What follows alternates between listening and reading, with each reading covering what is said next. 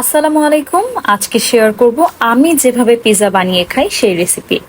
প্রথমে আমি ডো নিয়েছি 150 গ্রামের এবং ডোটাকে একটু বেলে নিচ্ছি। পাশাপাশি সব টপিংস গুলো আমি কিন্তু রেডি করে নিয়েছি আগেই।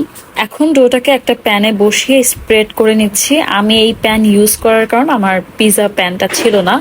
আপনাদের পিৎজা ট্রে থাকলে সেটা ইউজ করলে বেটার হয়। সো এখন আমি কাঁটা চামচ দিয়ে ছিদ্র করে নিচ্ছি বাতাসটা বের হয়ে যাওয়ার জন্য।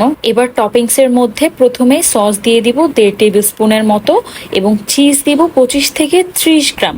চিজ টোটাল যাবে 40 গ্রাম, বাট আমি 2 লেয়ারে দিব মাঝখানে এবং ওপরে, তাই এখন 25 গ্রাম দিচ্ছি। এরপর ক্যাপসিকাম দিয়েছি 1 টিস্পুন এবং টমেটো কুচিটাও দিয়েছি 1 টিস্পুন।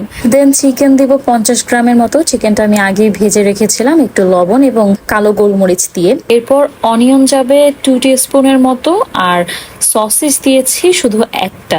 দেন অবশিষ্ট যেই চিজটুকু ছিল সেটা আমি ওপরে দিয়ে দিচ্ছি একটু স্প্রেড করে। লাস্টলি একটু চিলি ফ্লেক্স অ্যান্ড একটু অরিগেনো ওপরে ছিটিয়ে দিতে হবে অ্যান্ড বানটাতে সাইডে এগ ব্রাশ করে দিতে হবে সুন্দর মতো, যেন কালার আসে একটা গোল্ডেন ব্রাউন টাইপের।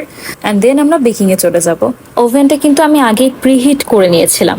এখন আমার টেম্পারেচার থাকবে 170 থেকে 180, সিলেক্টেড থাকবে আপ টু বটম হিট এবং টাইম থাকবে 20 মিনিটস। কিছু কিছু ক্ষেত্রে 15 মিনিটেও কিন্তু হয়ে যায়। সো 20 মিনিট পরে আমার এই ইয়ামি পিৎজাটা কিন্তু প্রপারলি হয়ে গিয়েছিল।